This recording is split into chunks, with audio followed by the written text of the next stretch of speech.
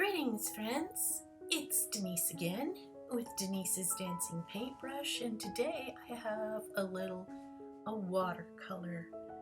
And as usual, I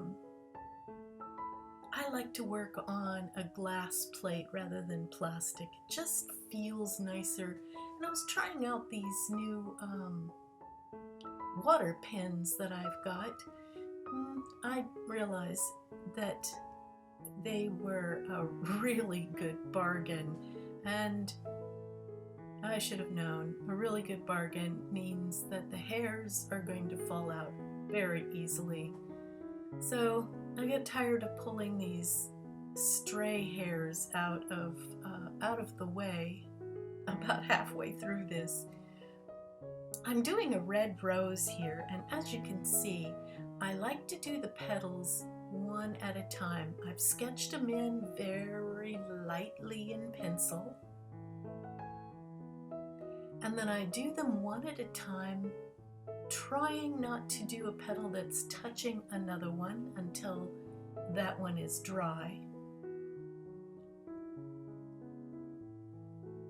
Although that doesn't work out perfectly every time. Sometimes I'll start on a petal and realize, oh, it's touching one that's wet still. But I start with a light layer and then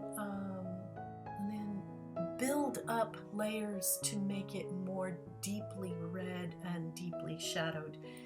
And the watercolor I'm using is a Winsor & Newton. I like their affordability, but their colors are also very nice. I've got a cadmium red, which is rather on the orange side. I guess it's a cadmium red light, and an alizarin crimson, and a carmine, which is a deep red, almost pink. To that, I'm adding a little bit of diazonine violet and purple lake, which give me some nice deep shadows. If I don't put too much of the violet into the red, I get some lovely deep shadows. And the trick here is that the upper part of the petals in the light, those that aren't shining directly, reflecting sunlight, have to be a lighter red than the ones in the shadows. And so you've got so many different shades of red, it's almost blinding.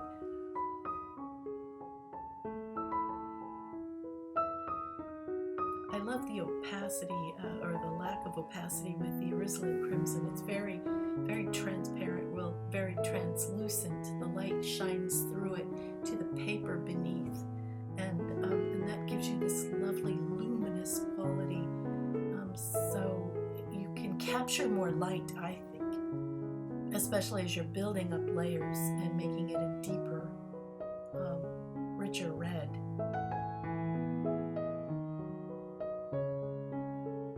It doesn't look like much on this first layer. As you can see, I'm almost finished with the first layer,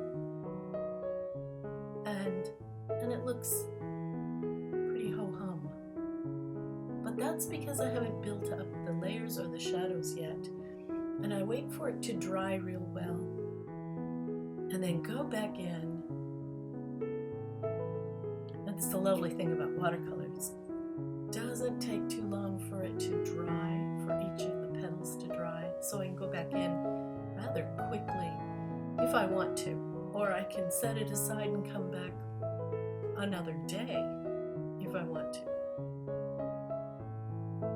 That petal there underneath is really dark because it's not catching much light at all.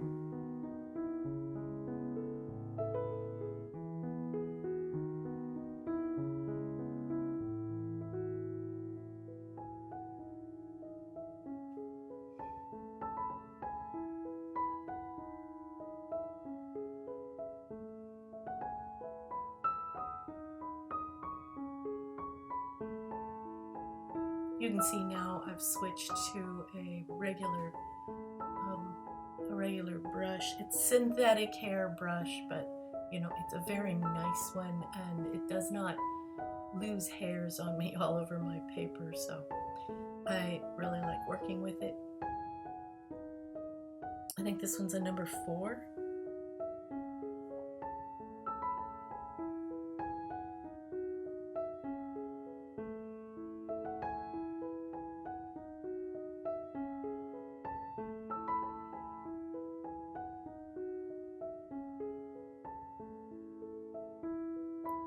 So it's beginning to get more depth as I've built up my layers. And it's time to put in some of the leaves, which also need to have light and shadowed sides. And shadows also underneath the rose itself, where it tucks underneath, it has to show that the rose has depth and mass, and therefore it casts a shadow.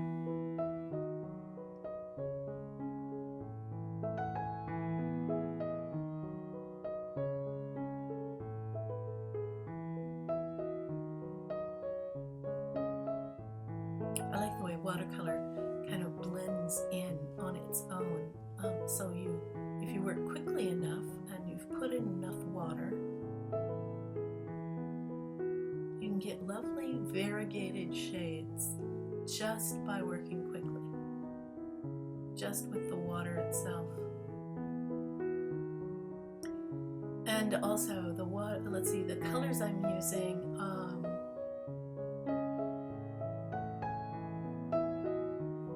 I have a sap green,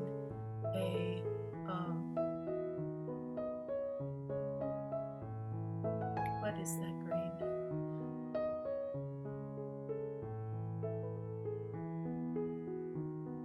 I have an olive green on the palette, and I don't use it too much, but from time to time I'll mix my my regular green with the yellow ochre to get an olive.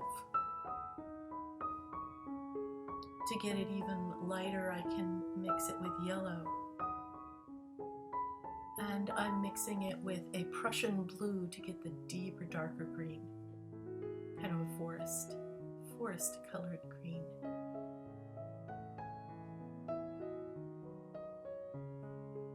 Now around the edges, I painted a little pink against the green, because interestingly enough, if you've studied roses at all, the green leaves actually have some red tint to the edges. And now I'm putting on veins. You can barely see it here in the video. I'm getting very close to my paper because the veins are very small and very light.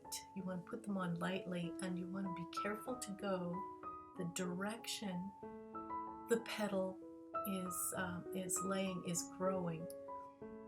It adds depth and dimension and realism to add those little bitty lines. They barely show, but it really helps the whole picture. I'm going to do the same with the leaves, add very pale green veins to my leaves.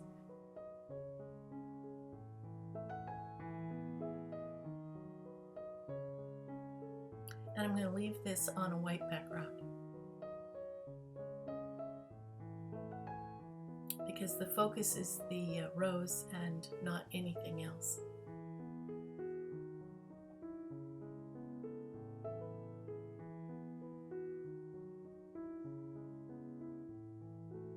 Now I'm starting in the veins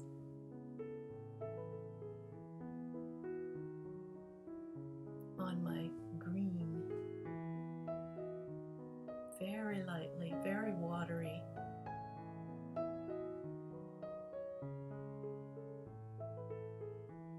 I've switched down to a brush that's a number 1, I believe, so it's really, really thin and small.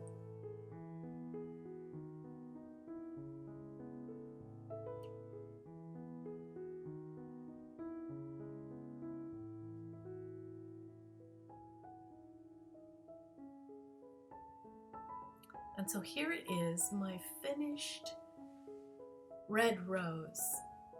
And to give you a little bit of a close-up there with the veins in the leaves and the petals, it really does add depth. Thanks so much for watching this all the way to the end. I sure appreciate you. All of my friends who follow me, do give me a thumbs up. It really helps my channel. And come again next time. Bye everyone. Have a good week.